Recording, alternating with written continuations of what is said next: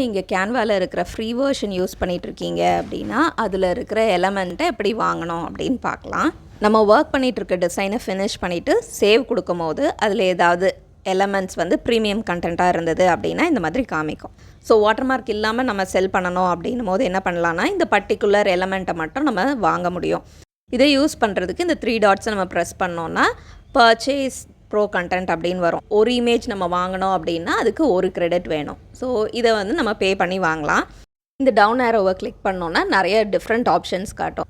அதாவது 1, 2, 5, 10 இந்த மாதிரி டிஃப்ரெண்ட் அமௌண்ட் ஆஃப் கிரெடிட் நம்ம வாங்குறதுக்கு எவ்வளோ ரேட்ஸ் அப்படின்னு இருக்கும். அதில் நமக்கு வேண்டியதை சூஸ் பண்ணிவிட்டு சேவ் அப்படின்னு கொடுத்துடலாம்.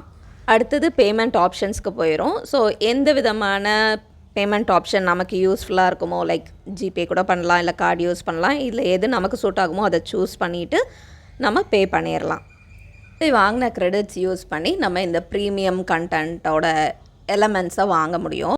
ஒரு விஷயம் ஞாபகம் வச்சுருக்கணும், நம்ம வாங்குகிற ஒரு எலமெண்ட் ஒரு டிசைனுக்கு மட்டும்தான் அப்ளிகபிள். இன்னொரு டிசைன் நம்ம யூஸ் பண்ணணும் அப்படின்னா அதுக்கு நம்ம தனியாக தான் பே பண்ண வேண்டியிருக்கும்.